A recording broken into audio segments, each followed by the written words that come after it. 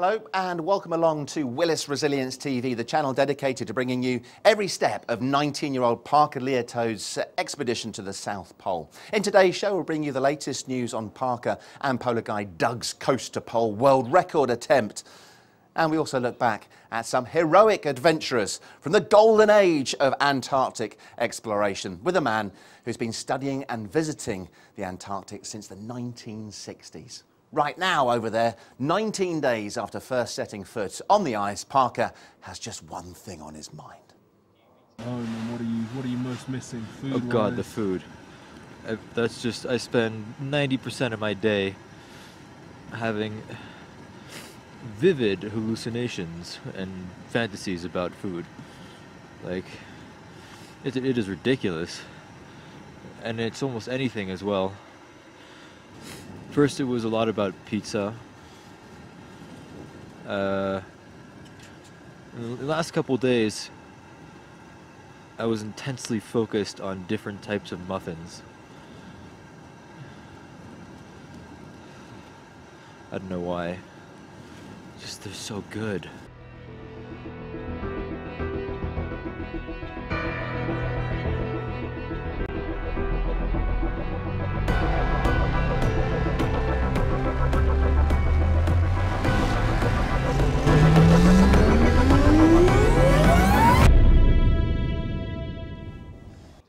Muffins. Don't worry, the guys will have some treats as and when they reach the South Pole in world record time, and anything they want when they get back home. Okay, let's bring you bang up to date with their progress. After a stretch of poor weather, Parker and Doug had good conditions yesterday, but were hampered by soft snow. They managed 16 miles in 11 hours, and they are aiming to cross that magic 100-mile mark tomorrow. So they are on track for a Christmas Day or even a Christmas Eve finish, which would be incredible, and that would mean setting the record and then some. And Parker made a surprise appearance also recently at Lawford Primary School in Essex, which is one of the nicest parts of the country here in England, United Kingdom, if you're not aware. So Parker and some of the other guys in the team had a live satellite link with those school kids, which went down an absolute treat. And the kids at Lawford School have been putting some of these lovely bits of artwork together and some of the key words that this expedition represents. So this is Hope, and it's a bit of art by Ben, Millie, Sophie and Libby, all 8 years of age. That's lovely.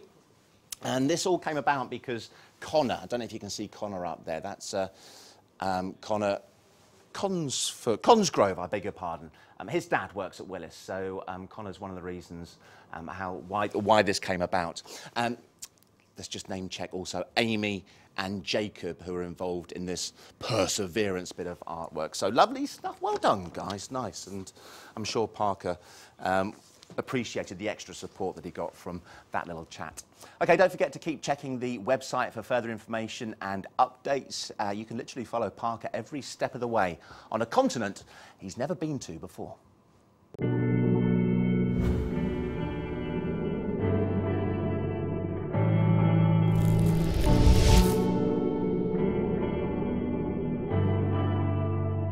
The North Pole and the South Pole are very different. They're very different places. They're in very different environments.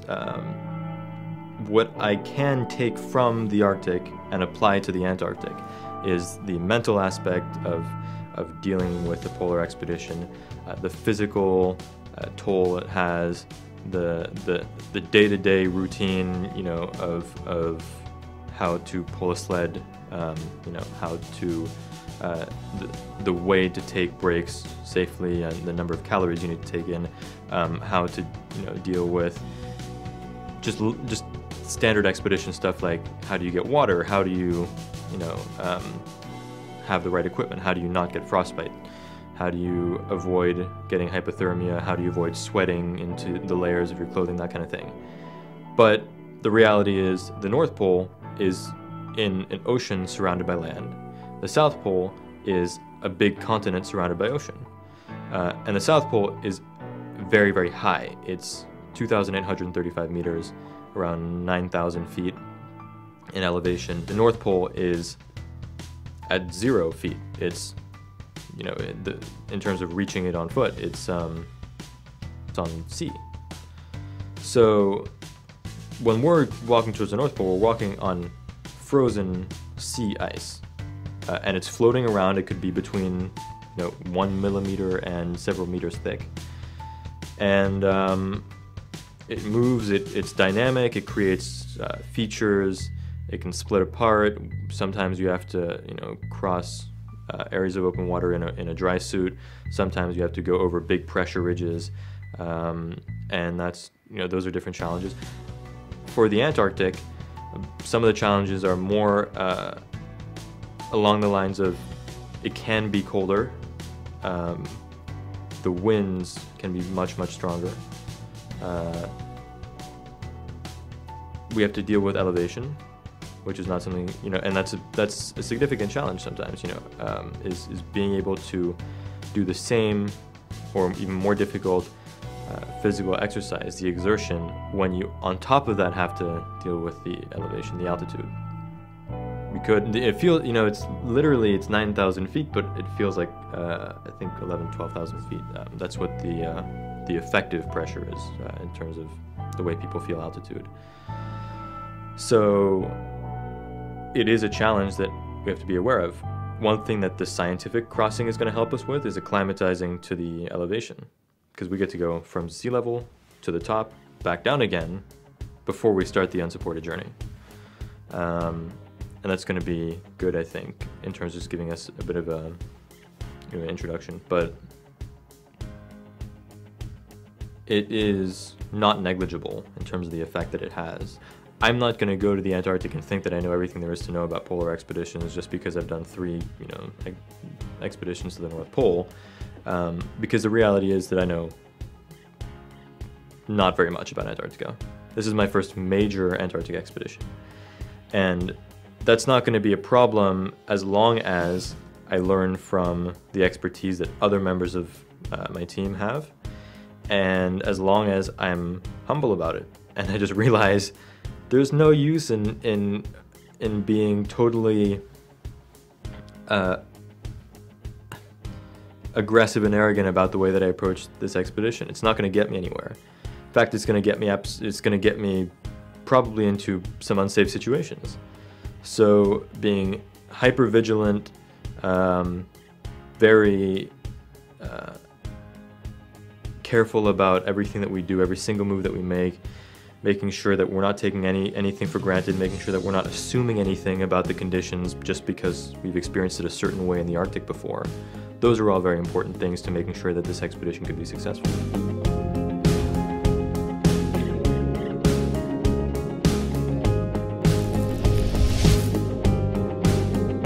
I've said it a few times over the last couple of weeks, but he really is a remarkable young man, just 19 years of age, and hopefully we'll be chatting to Parker and Doug as they get ever closer to that world record goal of reaching the South Pole in under 22 days. Well, we're joined in the studio now by someone who knows Parker, Adam Rossman, General Counsel for Willis Group. We'll talk to you about the man himself and how this came to being just in a second, but also here we have Roger Bathurst. Sorry, I was going to say Bathurst, but then just 2 seconds before we came in, you said Bathurst, and I had to remind myself to go northern.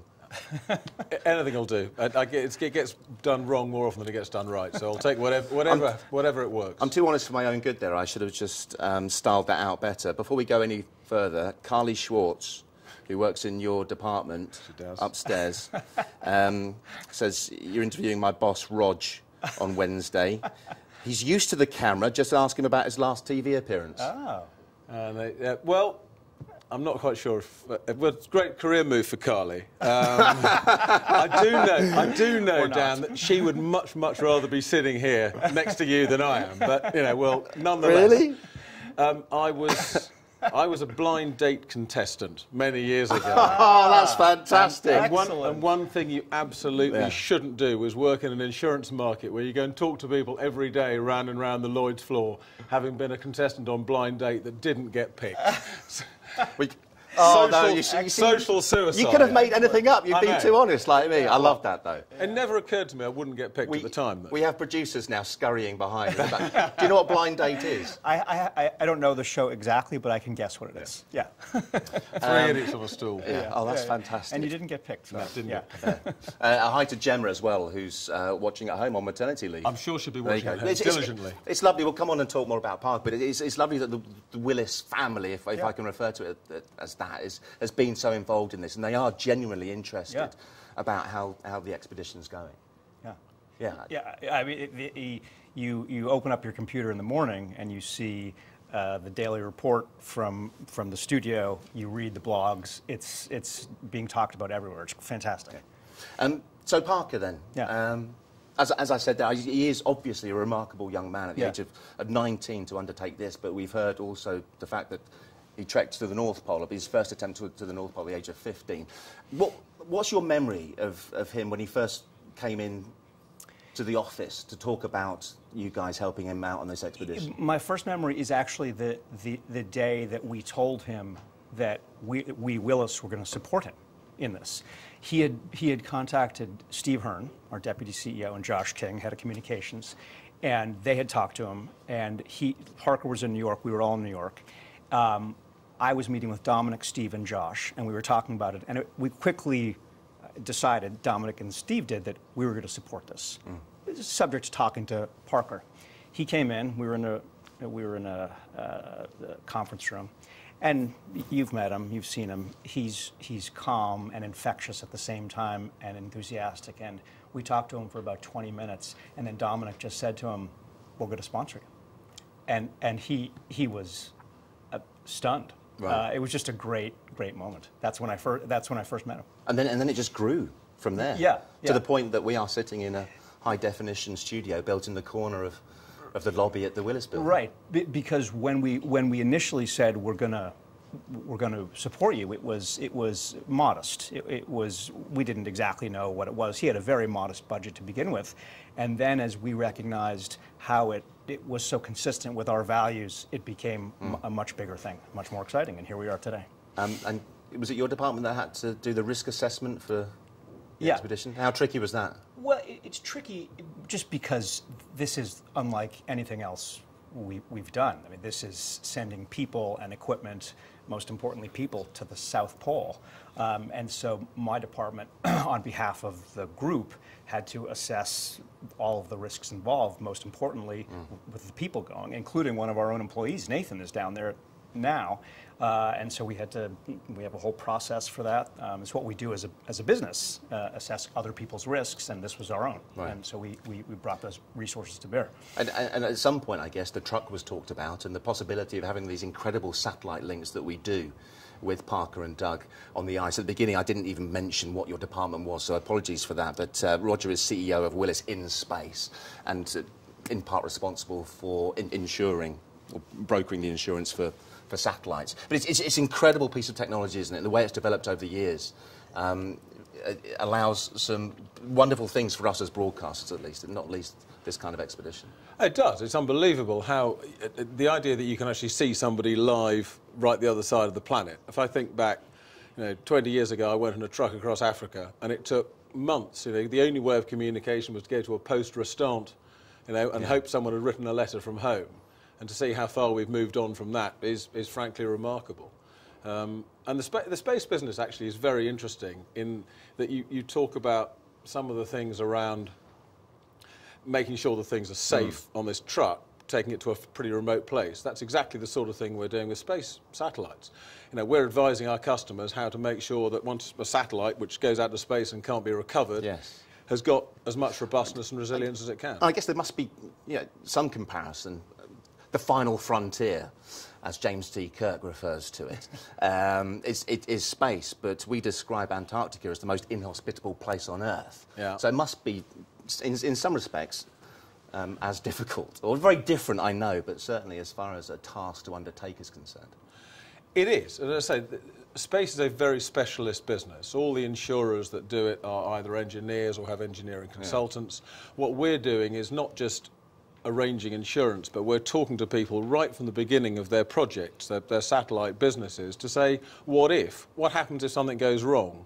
What are you going to do about it? How can you manage that risk? How much spare redundancy have you built into your system to try and ensure that something you can't send a man out to fix can actually still function in a reasonable way and respond in the event of an emergency? Have either of you two had to survive on minimal rations in freezing minus 35-degree temperatures over the course of a 3-week period? Not even close. No, I mean, it's hard to fathom what they're going through. But Parker, as you'll see, has got to the stage where he's fantasising about certain Christmassy foodstuffs. How was today for you, mate? Today was good. It was good. It was a hard day. The conditions were great. I mean, it was a beautiful day. Really, just spectacular weather. For the first time in real life, for me, I saw the, I don't know what it's called, this thing where the sort of rainbow thing forms around the sun. Doug, what's that called? A halo around the sun. There you have it. That was cool. It was just really beautiful weather. Not a single cloud in the sky. No wind almost until the end. It's really, really good. My sled felt heavy today. I felt it was just it was a really generally an exhausting day. You know, yesterday we had whiteout, but I didn't feel as tired during every pull. I felt today was just physically harder on me, but you know, here we are. Oh, and what are you most missing? Food. Oh God, the food. I spend 90% of my day having vivid hallucinations and fantasies about food. Like, it is ridiculous, and it's almost anything as well. It does go in phases, though. Let's see. First, it was a lot about pizza. In the last couple days, I was intensely focused on different types of muffins. I don't know why. Just they're so good.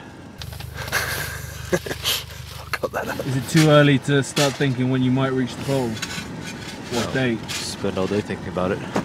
But do you think you can make it Christmas Eve? I really hope so. Otherwise, Patty's going to eat all the sausage and cheese. 100%. It's nice to see that end with him kind of smiling. Yeah. I was just talking now, actually. That hasn't been the case, and he's turned a corner, it seems, undoubtedly with the help of polar guide Doug, who's a phenomenal man. Yeah. But we've seen him shivering. He's so cold and complaining about the different ailments. He had a rash, he had a bad ankle, altitude sickness, he had this cough as well. So, it must be great for someone like you who knows the guy and then helps set this expedition up to see him looking so positive as they get ever closer. It's great. To see him turn the corner, and particularly because we know how difficult the psychological risk here is. To see him in a more positive mental state is really great. But we should also point out they're not there yet, and they've still got over 100 miles to trek across the Antarctic, and again that comes into the fact that this is still a risk. But you're also talking about how we can overcome. You don't know how you would cope in those kind of conditions. I look at it and think, well, yeah, you're better than me, mate. There's no way on earth. But absolutely, it's absolutely remarkable to see somebody doing that. But the human resilience is an amazing thing, and seeing those guys keeping going on. Yes. And in anything you do, there's always a bit where it gets tougher and tougher. But just pressing through that and seeing him press through that and actually looking a lot brighter is really impressive, amazing. And presumably that core message of resilience runs all the way through whatever department you work in here at Willis. Well, I think so. It's the business we're in, And so whatever we do in my function, it's a theme of all of our work, and I know it is in yours as well. Yeah, it absolutely is. I mean, we're in a hugely competitive environment. Yeah. We've got some customers that obviously, quite rightly, are very demanding to get some exceptional service, and it's incredibly important that we as a business are really, really highly focused on delivering really exceptional results for people, because if we don't, the business will go away very quickly. Yeah. So the resilience of people to keep going and making sure that we do the best is incredibly important every day. Okay, well, hopefully the satellite link is up, working, and we're able now to speak to Parker. Parker, morning. Hi, it's Dan. Good morning, Dan. How are you? Yeah, good. Thanks, mate. We've actually just seen some footage of you ending with a smile, which was lovely to see. But how's your fantasy about muffins going? I'm sorry, can you repeat that? Just wondering if you're still fantasizing about muffins. Oh yeah, all day. Just that's basically what it's remarkable how big of a role that kind of thing can play mentally, and it can even be helpful in passing the time and also just helping you stay sane while just trying to get really big distances and long hours every day. It must be nice to have some lighter moments, some lighter conversations, share a joke, no matter what it's about, with Doug in particular. Yeah, no, it is, and you know, we have our fun. It's not like we do have a big target and an ambitious goal, but you know, we do want to make sure we're enjoying the whole thing. So we've just been checking on your latest progress. We know that you're not that far away from that magical 100-mile mark. How are you feeling, psychologically in particular? I'm feeling good. I'm really hoping that we can reach that today. If we do reach it today, it'll be just about. It's 16 nautical miles away. So really hoping we can pull this one out of the bag today and be at 99 or even maybe less today by the end of the day. Parker, we've got Adam Rossman with us in the studio, a man who was in the room when Willis told you that they were going to be sponsoring you. I know Adam will want to say something or maybe have a question or two. Adam? Parker, how you doing? Oh, no, is that... Did we lose it? That moment that the satellite link has dropped out?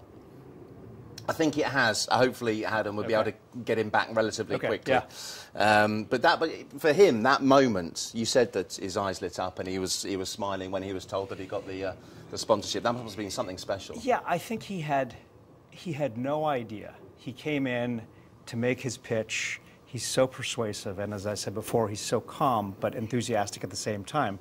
And he was talking about the science and about the physical demands that the trip would bring, and finished. And then Dominic paused and said, "We want to sponsor you." How much had you spoken about it beforehand? And did you balk at the idea originally? No, I don't think so. I think we were taken up with the idea. It obviously was Dominic's decision and Steve's decision ultimately, and then we involved the board, of course. But I think we were taken up with the idea. We said yes, and then we said, okay, we've said yes. You're gonna now we have to really, how are we going to do this? Now what are we going to do? Hopefully Parker's back. Parker, I don't know how much of that you heard, but we've got Adam Rossman in the studio, and hopefully you can hear him now. Go ahead, Adam. Parker, can you hear me? Oh, my stars. See, I'm being told. He's there. Go to him. And I do apologise. It's not kind of a random throw to the ether. But this is the problem, is it not? I mean, this is kind of... I take my mobile phone for granted. You know, I don't offer you... If you can't get through or a call drops out, you go... Oh, but this thing's being sent up to a satellite somewhere in the country, and we're trying to communicate with guys that are dangling off the bottom of the Earth. Absolutely. It's very difficult technology. It's extremely complicated and very difficult technology, which makes it a risky business from a satellite failure perspective, from a rocket failure perspective. If you think of a rocket, which is a very complex object on the top of a massive firework, that's complex business. Satellite getting out to 22,387 miles away without anybody to look after it. It's a complex business. And some of these weather conditions we're seeing probably don't help the connection either. Not at all. Let's give it one more try. Parker, hello. Hello. Hi, sorry. The satellite link dropped out a couple of times. We'll try it one more time. We've got Adam Rossman. This is the fourth time he's been introduced this morning with us. Adam, go ahead. Parker, we're a long way away from that boardroom or the conference room in New York. I hope you're doing okay. Yeah, I'm doing great. Thanks for joining us today, Adam. Sure. Well, we were just talking about that meeting now many months ago, and when Dominic said we're going to sponsor you, and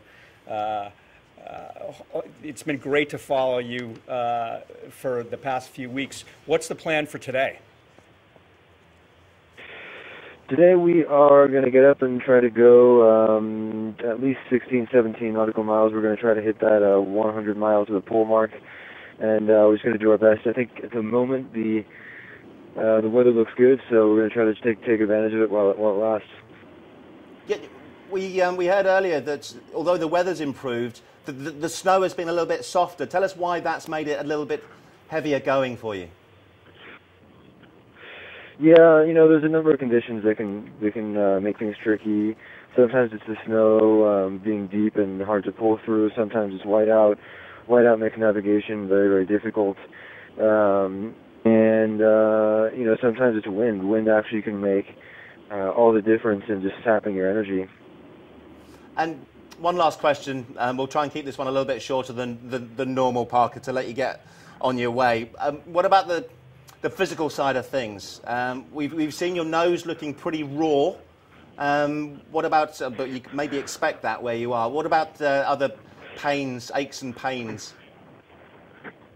Yeah, I mean, at the moment, things have really just stabilized, and I'm feeling good. And I think if we can just sort of keep along this trajectory, it'll be good. All the things like, what my face is like right now is kind of a disaster zone.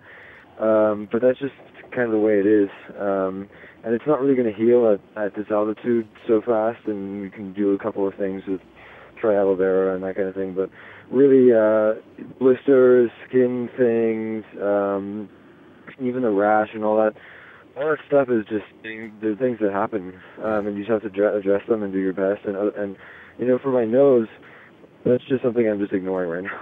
It's just not we'll try and do the same over here.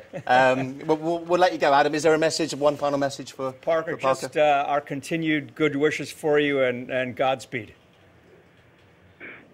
Okay, thank you so much, Adam. All right, good to talk to you. Good luck. Have a good day. We'll speak to you tomorrow, hopefully. Yeah, I mean, for those that have heard that voice, and we've actually seen the satellite pictures as well over the course of the last couple of weeks, it's remarkable, the difference. He was talking about the cough that he had, and he was actually saying things like, I'm kind of worried that it might develop into a chest infection, and he was going on about the rash. It's remarkable how things have turned around, and he's actually sort of, it just happens. Yeah. Which, and we shouldn't, run away with ourselves and say, well, this is going to be a breeze now, though, should we? Well, yeah, I don't think so, but it does show the power of resilience. Yeah, I mean, to your point earlier, I mean, he is facing these things, and he's just pushing forward, literally pushing forward, and psychologically pushing forward. It's remarkable. And having a strong team behind him. We've been hearing about how that magnificent truck icebreaker is following their progress. They're not allowed to aid him in any way because this is an unsupported world record attempt. But it has very much been a team effort up to this point, and he's got Doug, the polar guide, next to him. It's that sense of team that also comes through, despite the fact that Parker is the main focus. But the whole team thing's incredibly important. Funnily enough, I think that's a lot of the cause of what we do here as well, in that people... If you have a team of people, works so much better than anybody going and doing anything on their own anyway. But I think it's incredibly encouraging to have that behind him and knowing what's going on. And just talking to people day to day, even if it's probably a huge hassle actually talking to us rather than getting on. I can't believe you say, I must play that phone call now, that'd be great. But actually, once he's actually doing that, the fact that he knows that people care and that he's going to do it another day, and it's a lot easier when he's struggling, I'm sure, to think, I want to make the phone call while I'm still doing it, rather than making the phone call saying I'm not doing it, and that'll get you going another bit, another bit, another bit. And so I would think it's hugely encouraging to have this going on around. And also, I tell you what has made a difference is having a connection to someone in the studio. Actually, I haven't had the chance to meet Parker, and hopefully I will. But to hear people like you, who he can put a face to the voice for, that makes a difference to him over there. I hope so. Yeah, it does. We also now know when he gets back, we're going to have a huge basket of muffins waiting. Exactly. Yeah. There might be a couple missing if you bring those out early. Yeah. Thank you very much indeed, both of you, for coming in. One final thing, we've been onto ITV and we found some footage of blind. Yeah. No, we wouldn't do that to you. I'm going to make some calls though, so I can get it to Carly. I have the tape. I promised the girls that under certain circumstances I would produce the tape at Christmas. This Christmas? Yeah. Oh. And what circumstances are we talking? No. It's definitely... Hold on, we've got a lawyer in the room here. We've got a tape now. Yeah, your word is your boss. Under certain circumstances. Well, I'd like to be in the room when that's played out. Thank you very much. Thanks for being such a good sport as well, Roger. Cheers. So the expedition is, of course, by no means the first to make it to the South Pole. Parker and Doug are joining a tradition that was pioneered over 100 years ago. We sent our reporter Ash to learn more about the golden era of Antarctic exploration. Myths and legends about a mysterious southern land have captivated man's imagination since antiquity. Heroic exploits and races were to come, but first we needed to know what was down there. I visited Trinity House to meet Edgar King and learn about the discovery of Antarctica. There's some serious history in the building. Let me show you this globe, for example. It's a globe dating back to 1824, depicting Captain Cook's travels around the world and Captain Vancouver. There's definitely something quite significant missing here when we're thinking about Antarctic exploration, and that is Antarctica itself. So where was it at this time? Well, exactly. It was down there, but it was very foggy and very cloudy down there, so not many people were brave enough to go and explore that sort of area. Knowing it was very inhospitable and cold, they decided to turn back. But occasionally they would bump into bits of land. This is what they would have noticed, and this is where probably the good hunting grounds were. So this is the Antarctic Peninsula. So when they made their first voyages down here on the Discovery and then later the Nimrod, we didn't really know. They didn't know what was there at all. They weren't even sure it was a single continent, were they, at the time? It would have been more linked together. Yes, there would have been various. The Norwegians had done a lot of explorations down there. The Russians had. The French had. So it would have been started to be pieced together. In 1912, Scottish explorer Robert Falcon Scott found himself locked in a race to be the first man to reach the South Pole. His rival was a Norwegian called Roald Amundsen. After a terrific struggle through ice and snow, weighed down by scientific equipment, Scott and his team made it to the pole, only to find a Norwegian flag buried in the ice.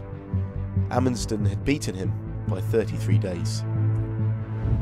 Frostbitten, exhausted and heartbroken, the British team began their return leg. But tragically, just 11 miles from the next food depot, they succumbed to the cold and froze to death. 2 years later in 1914, a fellow British explorer, Ernest Shackleton, mounted an expedition to Antarctica. But, like Scott before him, the freezing conditions proved too much. His ship, Endurance, was caught in pack ice and crushed. They weren't expected home for months and knew they would have to launch their own rescue. Leaving his men on Elephant Island, Shackleton struck out over 800 miles of Southern Ocean to the closest human settlement on South Georgia. I visited Dulwich College, Shackleton's old school, where Keeper of the Archives Callista Lucy showed me the James Caird, the boat in which Shackleton made this epic voyage. This is the centrepiece of that amazing rescue. What had become of what started out as a voyage of discovery and exploration and turned into this heroic effort to rescue. They had to rescue themselves. There was no one who knew where they were. So they arrive at Elephant Island, which is the last rock in a string of little islands called the South Shetlands, but they still need to find help. So they immediately start under the direction of Harry McNeish, the brilliant ship's carpenter, to improve the James Caird, and Shackleton then hand-picks the 5 who will go with him. The Southern Ocean that they had to cross is an extreme place with very high winds, incredible currents, and these enormous waves. And also it was the Antarctic winter, which is the worst time. So it was April 1916, and they were facing sometimes 30-meter waves. And they also were in darkness most of the voyage. They had the sun only twice, when Frank Worsley, the brilliant navigator, was able to get a sighting with his sextant to try and work out where they were. And despite this, he was able to land them on South Georgia, this tiny little pinprick in the middle of South Atlantic. So at one point they're exhausted, and Worsley and Crean say to Shackleton, "We've got to have a rest." So he takes away their watches and he lets them sleep for 4 minutes. And after that, he wakes them up and says, "Come on now, you've had 4 hours, we're going off again." And they believed him. They all had such faith in him. There was something charismatic about him that made his men really trust him. Shackleton had carefully chosen Frank Wild to be left in charge of the men on Elephant Island, and he was amazingly skillful in keeping up morale. And he would say to them every morning, "Shake out your sleeping bags, get yourself shipshape, the boss will come today." Every morning for 4.5 months, this is what he said. And they believed his enthusiasm, and his belief in the boss actually filtered through to these men. By the time they arrived, some of them actually weren't able to crawl out of the hut they made out of the upturned boats, but they'd only lost a few digits and toes to frostbite, but basically they were all still alive. I think the way that Shackleton was able to turn this round from what had set out as this voyage of exploration and turn it into this incredible rescue mission that came off, he pulled it off, was because of his skill as a leader, but also his determination not to let people down, not to give up, and just be, his stubbornness really was what pulled them through. Well, our reporter Ash is with us in the studio, alongside Antarctic historian Dr. Peter Clarkson of the Scott Polar Institute. Nice to see you, Peter. Thanks for coming in. Indeed, you too, Ash. Lovely film, fantastic piece. Did you know much about the stories of Shackleton and Scott before making that? No, I knew that Shackleton had this legendary status as a leader, and I knew that Scott, of course, had got to the South Pole but hadn't made it back. But I knew very little about the detail of it, and I think what really struck me as I learned more about the history of these expeditions in particular was just how unknown Antarctica was. There's a piece at the beginning of that film where you see this globe, and all you can see is the edge of the Antarctic Peninsula. Until these expeditions, particularly at the beginning of the 20th century, no one had any idea what was down there. It was so far away from anywhere humans lived. The extreme isolation is what really struck me, and as a product of that, the sheer courage and bravery of these men to go down there and just wander off into the wilderness and discover. It's hard to relate to, isn't it, for people like us who have been given so much in our lives and haven't had to go to any extreme to discover anything. Absolutely, and they'd leave their home ports in Scotland or in England, and they wouldn't be back for 2 to 3 years. It's like they would just leave, and anything that happened from then until their return was entirely down to them. It's not like today where we can have satellite phone calls with Antarctica. And particularly on the Shackleton expedition, that's where this incredible voyage of the James Caird came from, because they knew that the rescue was entirely down to them. They had to raise their own alarm. Peter, we'll talk more about your own expeditions to the South Pole, which started back in the 60s a little bit later on. But I want to get your take on what those explorers, those adventurers, those pioneers mean to you and Antarctic exploration in general. They're the people who went out and laid the foundations for what we were able to do in later years. And they went, as Ash was saying, with virtually nothing. Yeah. It was amazing. What was the motivation for them? Can you sort of fathom where that came from? Oh, I think it's a basic human facet to want to explore. We all want to see what's over the next hill, and that was what was taking people there, to the polar regions. The journey into the unknown. Absolutely. But in such conditions, though, for some it must have felt at some point like a like a suicide mission. Well, it may have done. But of course, before they went, they didn't know what the conditions were really going to be like. Yeah, of course. So it was in at the deep end, certainly. Well, that's a link to the Scott expedition. Let's talk more about that one. What made this man tick? Shackleton was actually part of this expedition, this ill-fated expedition. But how important was Scott to polar exploration in general? Scott is a key figure because although he was keen to explore, at the same time he was running a scientific expedition. And by comparison with Amundsen, for example, Amundsen actually did a lot of science, but it was never published in a set of scientific reports from the expedition. And Scott's were published like that. There's a metre and a half of shelf space of large scientific reports that came out of Scott's last expedition. But that was always Scott's aim, to carry out the science. And he was, you can read the accounts written by some of his scientists, he was really fascinated by what they were doing, wanted to learn more. Oh, that's a lasting legacy, but sadly for that particular expedition, that Scott expedition, it ended in tragedy, which is the story that we're all more familiar with. And these 5 gentlemen that were left on that, and the final miles on that race to try and beat Amundsen to the South Pole, none of them made it back. That's correct. I think if you look at this, this particular picture here, if you could see it in more detail, you would see the great disappointment on their faces. They have struggled all this way, 800 miles from the coast up onto the polar plateau, only to find that Amundsen had got there before them, and not just before them either. It was over a month earlier. And what was it he wrote in his diary? He felt a great sorrow for his companions to have laboured all this way without the reward of priority.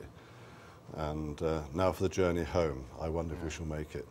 Well, they didn't. Yeah. And 3 of those guys were found, one of them Scott, lying next to each other, weren't they? That's right. Wilson, Scott and Bowers were in the tent. Oates, of course, famously walked out. That was a quote again from the diary of Scott. Those famous words. I'm stepping outside and I may be sometime. I may be sometime. That's right. I mean, as tragic as the story is, it does keep alive these expeditions, the exploration, and how pioneering these people were. Yes. Well, Scott also wrote, had we lived, I should have had a tale to tell of the hardihood and endurance and so on, that would have stirred the heart of every Englishman. Yeah. That was how they thought. They were just out of the Victorian era, Edwardian era. That was what they were. And one thing that Scott did do as part of that expedition was inspire Shackleton to go out and do more exploration of his own, Ash. Well, I think this, you mentioned the end of the Victorian, Edwardian era. They had this incredible sense of enthusiastic amateurism where they would take their knowledge that they knew from whatever expeditions they'd done before, military men or naval men, and take them down and apply the same kind of thinking and this sort of jolly adventure approach to whatever they encountered. So Shackleton had gone down on the Discovery expedition originally with Scott. He'd been invalided out. He for scurvy, I believe it was. That's right. And then he returned with Nimrod, which was a very successful scientific expedition before Scott's.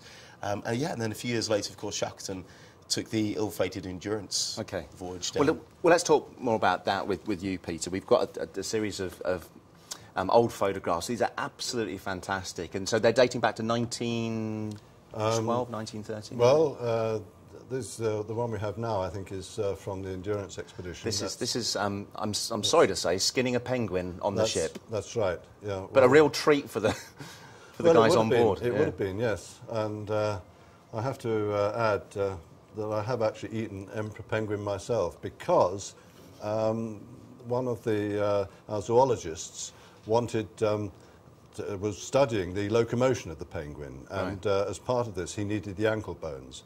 So unfortunately 2 emperor penguins had to be dispatched so that he could have the ankle bones. So the cook said, well, we're not wasting the rest of it, and we had breast of emperor penguin. Yeah. So that was them in kind of happier times, but This story doesn't end as tragically as the Scott expedition that we've spoken of, but it involves heroicism of an extraordinary kind because of this. Tell us what's happened to the ship. That's right. Well, the ship was beset in the Weddell Sea. The ice packed around it and it couldn't move. And after a time, Shackleton realised that they weren't actually going to be able to get to shore, at least not that season. They were going to have to wait out the winter. And so he declared the ship a shore station. But the moving ice put further pressure on the ship, and then eventually she was crushed. The ship was abandoned. They took to the ice, and the 3 boats that they had. And there you can see the final stages of the ship as the ice has got her in its grip. And so they were literally stranded. Yes, they're in on Antarctica. the pack ice, floating surface of the sea. As we had, this was spoken about in the VT. They had boats. They could use but they couldn't launch at that stage because the sea was frozen, and they're sitting on the ice, which is about 2 meters thick, over 2,000 or 3,000 meters of ocean. I think we've got another picture of one of the makeshift camps that they put together, and this is how long were they there? That's right. There were 22 men on Elephant Island here for 4.5 months, and they lived under those 2 upturned boats. The 3rd boat was the one that Shackleton used, the James Caird, to get to South Georgia to get rescue. And they spent the time under there, and every day Frank Wild, who was Shackleton's second in command and was left at Elephant Island, he'd say, "Right, boys, come on, pack up, the boss may come today." And wow. Amazing the way he kept morale going. And for those guys to have the trust in Shackleton, for him to say, "Right, I'll be back with help, don't worry, you stay there." Blind faith. Yeah, but built over time, presumably. Yeah, that's right. And the youngest man there was Blackborough, who'd been a stowaway, and they kept him on as a steward. And he, in fact, had some of his toes amputated in that hut. Wow. How old was he? You said he was the youngest member? Yeah, I think he must have been about 20 or 21 by then. Young man. And then, of course, eventually the boss did come back at the 4th attempt and saved them all. Yeah, can you imagine the feelings, the emotions when that actually happened? Yeah. I think the story of how strong their belief in Shackleton was, it's something I hadn't known how significant that was until I started learning about this. He was renowned for having a very good understanding of the individual strengths and weaknesses of his men. He originally had taken troops down to the Boer War, spent a lot of time on troop ships, getting to know the individual characters of people, and that was part of what led on to this amazing ability of leadership and faith his men had in him. But others had to take up that role of leader, as you mentioned. Who was the gentleman that you said that was Frank Wild? Yeah. So was he leading the guys on Elephant Island? Yeah, he was leading the guys on Elephant Island, and then Shackleton, of course, was in charge of the boat going, the James Caird, going across to South Georgia, where Worsley, his ship's captain, was the navigator. Yeah. They made shore on the wrong side of the island from the whaling stations. So after a few days' rest, they 3 of them, Shackleton, Crean, and Worsley, walked over the island and managed to get to the whaling station on the far side and summon help. Amazing. I, like Ash, had some knowledge of the stories because I believe they were sort of taught and referenced various classes at school. And I said it's a legacy of Scott and Shackleton that these stories are still told. But is there a danger that will be lost? That we will forget these pioneers that actually made so much possible? I hope not. And no, I think they're going to stand for all time, because if you look back previously to our earlier heroes and the explorers around the world, we still talk about them, and yeah. Now, there's real kind of romance to the stories as well. They really grab you. If you don't know much about them, then I urge you to go and read in more detail, because they're fantastic stories. I think we can learn so much about a sense of commitment, resilience, human companionship through these stories. And when they got to South Georgia, these 6 men were in a lifeboat. You saw how small the huts were on Elephant Island. these were not really ships designed for spending time on the open ocean. They had to cross probably the most challenging seas in the world in the middle of the Antarctic winter, 30-metre waves in a 4-metre boat. It's just incredible what they've already had to get through to get there. Then they get to South Georgia. There's a hurricane when they arrive at South Georgia. They lose the rudder off the James Caird. They have to put it back on, land on South Georgia, find they're on the wrong side of the island, and Shackleton says to his 5 companions, who are exhausted, they've just crossed an ocean. Right, now we're going to cross over this craggy rock, glaciers, horrendous weather conditions in the dark, because of course it was still winter at that time, and get to the other side and go and try and raise help. It's just incredible what they went through. Congratulations, you've made us all feel completely inadequate as men, professionals. It's wonderful stories though, and I know you've been grabbed by it. Ash, thanks very much indeed for coming and adding to that. Peter, I know you're going to stay with us and we'll hopefully hear some of your own stories and experiences during your polar expeditions, and maybe link it to what Parker's going through. Thanks for now. OK, let's bring you bang up to date with our very own explorers Parker and Doug, who are just days away from reaching the South Pole, which will be an incredible achievement for a special partnership. Usually I'm so focused that, and you have to be, Parker. I can't tell you enough that you have to be completely focused. It's not always going to be beautiful sunshiny weather. It's going to be wind in the face every day, especially up this glacier. You saw how big some of the struggy got on the drive. You know, it's going to be brutal. But the best thing to do is stay moving, okay? And we just have to be really focused. You got to be thinking about everything. There's no mental letdown anytime.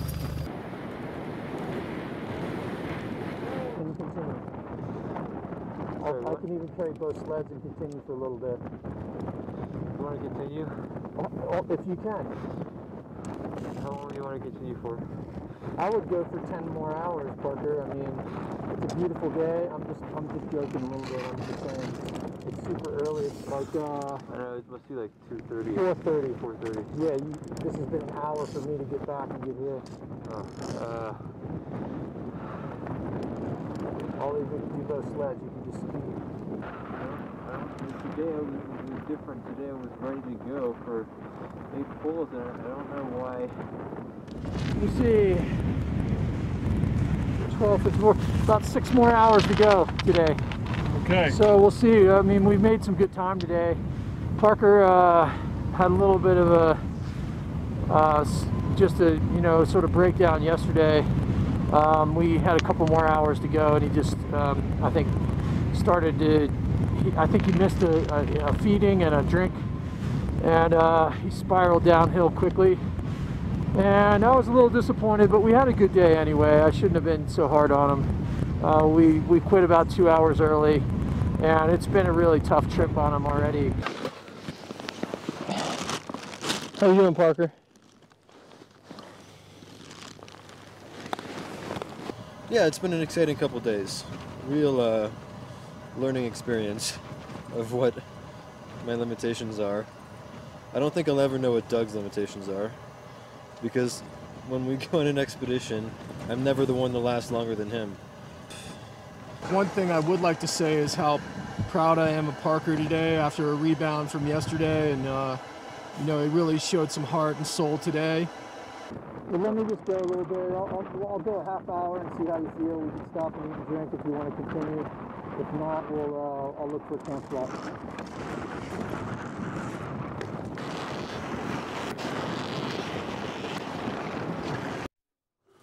Still with us is Peter Clarkson, who's an expert, it's fair to say, in polar expedition, not least to the South Pole. I'm sure you're fascinated seeing this modern-day footage, but you've been travelling to and from the South Pole since the 1960s, and you're just telling me that the longest spell you spent on the ice, on that continent, was 2 years. That's right. Does it bring back memories seeing these guys? Yes, oh yes. But it's very interesting to compare what they do today with what we were doing 45 years ago. Different types of sledges, and they're man-hauling here. Man-hauling, to my mind, is a mug's game. But, this is you, so that's you on the left there? That's right, yes. And we've got a team of dogs just off to the right, 9 huskies, and they were doing all the hard work. You can see that we stand on skis beside the sledge, one hand on the handlebars, the other holding a rope that goes to the front of the sledge. And if the surface is good, the dogs are going well, you just stand there, and they drag you along with the sledge, doing about 5 miles an hour. Next picture is of you, I believe, with one of those dogs who I'm sure you treated as companions. That's right. Oh, yes. He was one of the few ginger dogs that we had, and this is in the autumn. He's just losing his ginger summer coat, and you can see the darker winter coat coming through underneath. So he was molting at the time. And he was a very nervous dog when I arrived. Nobody knew why. Nobody had ill-treated him, as far as we know. But to make friends with him, you can see his chain there, where he's attached to a wire. And I used to walk along his chain. He'd be at the far end trying to get away from me, but I did this day after day, and eventually he thought, oh, it's all right. Became buddies. Became friends. Well, the other thing that strikes me in this picture is how relatively flimsy the clothing is. We've seen the pictures, not least that recent VT that we had from Parker and Doug, and how many layers or how good a quality the jackets are. Yeah. Nothing of the sort for you guys. Well, I go and talk to schools quite a bit, and I take a kit bag of the clothing that I wore, this stuff that you see here, and I realise now, when compared with the modern clothing, this is much closer to what Scott had than to what they have today. The design hasn't changed necessarily a great deal. What has changed is the materials. Yes. And you have materials like breathable materials like Gore-Tex and so on. Yeah. So it's changed. Yeah, there are certain things that have facilitated these kind of expeditions over the years, and this picture is descriptive of kind of one of them. This is you communicating. That's right. The ship is due to come and relieve the base. The base is built about 5 miles away from the edge of these ice cliffs that you can see. Well, you can't really see the cliff. We're standing on top of the cliffs. And we put a flag up because this ice cliff extends for several hundred miles, and the ship didn't have GPS satellite navigation in those days. So she would just coast along this seemingly identical piece of coastline for miles and miles and miles until she saw the flag, and then she knew, right, this is where they want us. And so you had to put a huge faith in that happening, and they had good eyesight. Yeah, that's right. And this is a wonderful, I don't know if you can see it like this, in the middle of the picture on the far left, it kind of looks like a battlement of some sort, or maybe even a large shapeless ship, but it's not. What is that on the left-hand side? That's what we call a tabular iceberg. It's broken from one of these ice shelves, which are they're about 200 metres thick as a rule, and floating on the sea, and the cliffs are up to about 60 metres above the sea level, and she looks like a huge aircraft carrier without any superstructure. But they can be very large. And the largest ever seen was during, I think, 1955 by an American ship during the International Geophysical Year. And I forget the dimensions, but it was actually in area larger than Belgium. And it's afloat, and it's moving with the winds and the currents. So that's big pieces of ice. That's a large piece of ice. And you've also visited the Scott hut that we made reference to a little bit earlier. What was your emotion when you stepped inside there for the first time? I mean, I can't honestly remember, but it must have been quite overcoming, I think. Yeah. This is the hut that was built for the Discovery expedition in 1901, and it was never used as a living hut. It was a store hut and workshop and lab and so on. These are now being preserved. This picture was taken in 1970. All that snow has been removed. The structure has been repaired so that it no longer leaks, and it's a museum, and it's like walking back in time to go in there today. Yeah, that's a young geologist standing there. You can see hanging up just here is a harness which might have been for a pony, but more probably I think for man hauling. And there you can see a box of dog biscuits, and there's lots of stuff left over from from that era. Yeah, there's a myriad of historical photos that are available online, and just sort of scrolling through those, you know, it's a fabulous way to take you back in time and give you a better understanding of what it was like for those guys. Very different now, of course, for Parker and Doug, as we've alluded to. But he's a young man, Parker, at the age of 19. What do you make of that part of this expedition, and the fact that he's also conducting science along the way? Well, I think it's very commendable. When I was working for the British Antarctic Survey, they wouldn't take you if you were under 21, or at least very, very rarely. So he's jolly lucky, I mean, to have got down there at his age. And it'd be very interesting, because one of the things that young people have is strength, but they don't always have the stamina that you get when you get a little bit older. So it'd be interesting to see how he gets on. It feels like, it sounds like he's actually gaining in strength. Yes. A little bit. Well, yeah. Does that ring true for you? Yeah, quite possibly. Getting fitter all the time. I suppose, looking back, we must have been really very fit when we came out of the field, but we didn't sort of notice at the time. What we noticed was that we lost weight. Right, of course. And I was very glad to see a bread roll when I got back to base. Oh, it's bread roll for you. Well, so did you know, if you saw earlier, Parker's been fantasising about muffins. That's right, yeah. You read all these polar exploration books, and one of the things that the men dream about is food. Yeah. Food and women, normally. That's about it. Right. They, generally speaking, can only really get their hands on one over there on the ice, especially with our expedition. Yeah. But perhaps when they get home, they'll have plenty of both.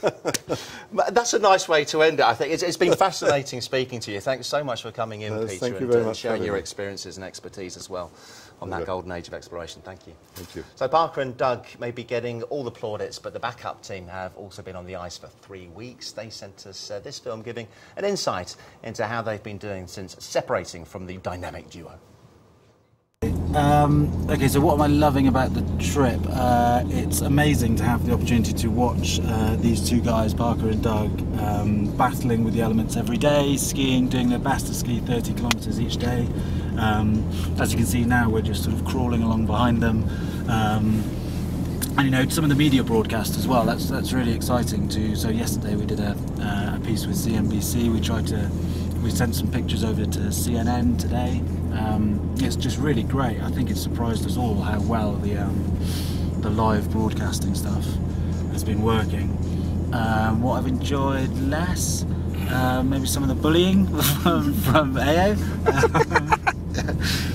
making fun of me, telling me off for doing stupid things like not being able to put up a tent in high winds and damaging stoves when I really should be looking after them because it's our only source of heat and the only way that we can melt snow and drink. Yeah, so not enjoyed that part so much, but yeah, I mean, it's just an amazing privilege to be here, to be part of the team, and even when it's like this, whiteout conditions outside, you know, you've just got to think we're in Antarctica. It's pretty awesome.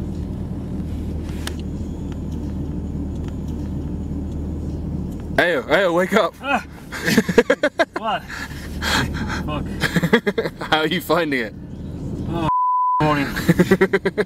We're driving maybe 30 kilometers per day, and it's way too slow. I want to do 300, but well, this is what we were supposed to do, 30-35 kilometers per day, so that's what we are doing. And it's 6 o'clock, they have maybe three more hours to ski, hopefully. Then we put up the tent, then same tomorrow. The inimitable Ao. That's the first time we've seen and heard him on camera properly. Hopefully we'll get a chat with him via satellite before the week is out. You never know, and I'm sure we'll catch up with those guys in the truck as they're following Parker and Doug. Remember, it is an unsupported world record attempt, so the truck cannot aid or interfere in any way, shape or form until those guys reach the South Pole. The first leg of the expedition, you remember, was a science leg. So Parker was taking samples, snow samples, ice cores, all in the aid of climate change science. And joining us now is Trevor Maynard of Lloyd's Insurance. Morning to you, Trevor, who helped set up Climate Wise, which is an international group of insurers who are working to reduce the risks of climate change. So for someone like you, hugely important work. I know it's very specific experiments that Parker's undertaking, but the more of those, the better, surely. Absolutely right, yeah. In fact, the Antarctic, with its massive time series of ice cores, tell us how the climate has evolved over the last million years. So without that, we wouldn't have much of a clue about what's going on. Tell us more about Climate Wise, how it came to being and how it's developed over the years. Yeah, so we were doing our first report called Adapt or Bust about climate change at Lloyd's. And we were thinking about the impacts of climate change on the insurance industry, not just the property impacts, but things like investment impacts and political risk, food and security, that sort of things. The ABI contacted us saying that the Prince of Wales was very interested in what the insurance industry was doing about climate change. And so he already knew the importance that the insurance industry had when it came to I think climate so, change. yeah. A lot of people that I speak to think, well, yeah, what's insurance got to do with climate change? But yeah, once you hear the facts and figures, it's quite obvious. Yeah, I think so. I think he was certainly wanting to see what we were doing, right. and understand, because that's something obviously he cares a great deal about. And the ABI contacted us, and we had a meeting in the Lloyd's building, actually. Jane Milne from the ABI, a representative from the Prince, and I was there. And we were chatting about what could we do collaboratively as an industry. Yeah. And we talked about the banks that had their equator principles and kind of came up with the idea of the Climate-Wise principles, which the Prince then convened a meeting of CEOs and chairmen of big, of the insurers, and they agreed that we should do it. And then we spent 6 months, 6 hectic months, getting agreement, which is not an easy thing to achieve. But, yeah, I'm thinking having the Prince on board smoothed the process a little. Absolutely, I quite agree. I think he's got incredible convening power, but I think genuinely the insurance industry sees this as an area that is important to us. We try and manage risk for the world, yes. And this is a major risk. So. Okay, we'll expand on that. We have actually touched on that subject, as you can imagine, once or twice over the last couple of weeks. What are there key areas for you with regards to climate change that impacts the insurance industry?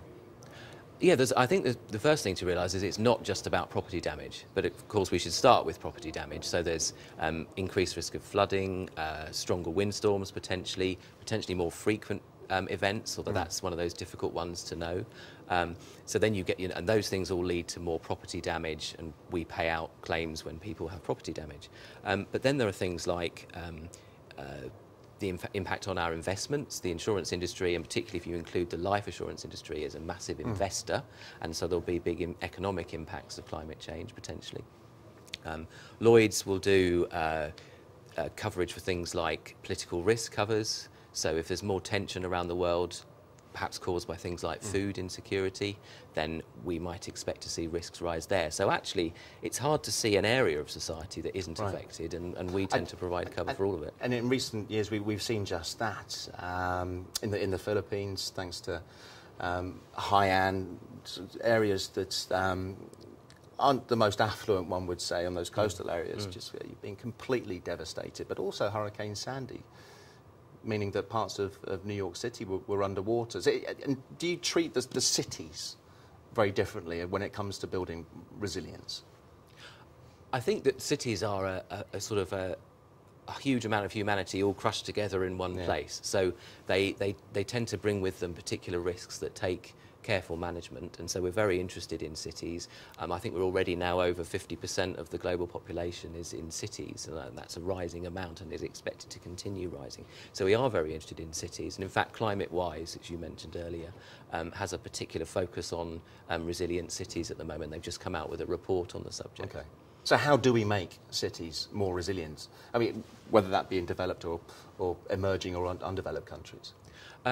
One of the key things here is, I don't know if you've heard of the tragedy of the commons, but there's this great paper that someone wrote in the 50s. I recommend everyone to read it. It's really good, and it talks about if everyone can graze their sheep on the common land, then it will degrade that land. But it's in no one's interest to take their own sheep off, because then everyone else will get to graze their sheep and they won't. So people have a difficult thing acting collectively, and that's one of the key things about the Climate Wise report, is to say actually, unless it's someone's responsibility to bring people together, it'll be very difficult to let individual actors solve this problem one by one. Right. So they're talking about having a chief resilience officer in cities who would be responsible for pulling together all the areas, things like utilities, transport, property, the building industry, policymakers through building codes, and the insurance industry all together to try and... And he would answer to who?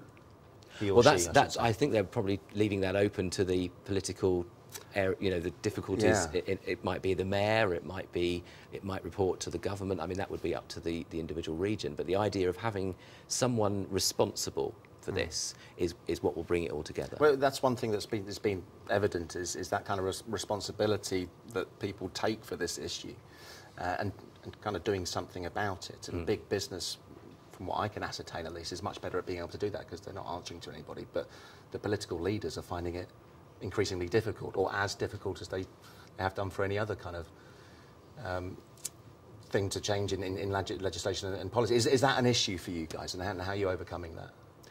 I think it is difficult. I think that each industry can play its part. So, for example, we have said that we would like to, and this is through something called the Kyoto Agreement, which was signed by the Geneva Association, which is not the Kyoto Principle, which was the United Nations, but this is an insurance group. 100 CEOs signed this in Kyoto. And it kind of lists how we could act to sort of solve climate change. And one of the areas is around sustainable claims. So if you have a big flood, for example, you don't rebuild in the way that it was built before. Right. You try and make it more resilient to the event afterwards. You put in high energy efficiency white goods, which will be good for mitigating climate change. You think about flood defences or on the buildings or as a societal thing. And I think what we need there, though, is policymaker help, because if those things aren't mandatory, then of course they cost more. And that means the premiums would have to cost more. The way we work, we take in the premiums and we pay out the claims. It's kind of an averaging process. Yes. And if the claims start costing more, then the premiums have to go up. It's just maths. So that would mean, from a competition point of view, that if you were more expensive, people will probably go for the cheapest premium. That's what tends to happen. So we've said that it would be great to have state policymaker help by making it mandatory to rebuild in this way, and then we can play our part. And that's why it's that combination of science, policy, and the city, really. And are you going to get the help? I think that's a difficult question, actually. I mean, I would like to think that policymakers are realising that it's not often that industries ask to be regulated, is it? No. So I'd like to think they would listen. And it's not just the UK. I mean, that has to be on a global. Well, that's an interesting... You see, luckily, that's one that can be done locally because the risks are local. I mean, obviously, it would be better if it was global, but each individual locality can make that decision itself. Yeah. I mean, the idea, I guess, is to be a global very true. one. It certainly is a global but it's kind of bespoke, isn't it, per city, per country. That's really right. Really interesting chat. Thanks very much indeed. Are you keeping across over that building over there and what we're doing here in the Willis building? Yes, indeed. When we were building this studio, were you like peering out of your window thinking, what are they doing over there? Yes. Yeah. It's not as sexy, is it, when you actually get in here and see what happens behind the scenes? It's very good. Thanks very much. Thank you. I'll come over and see what your building's like. The inside-out building, it's called. Very cool, actually. Not as cool as the Willis building. But, I was told to say that. I wasn't. Thanks very much for coming in. Okay, in tomorrow's show, we'll bring you the latest news on Parker and Doug's race across the ice to try and set that new world record, and we discuss whether cycling is the future for urban transport. We'll see you tomorrow, hopefully.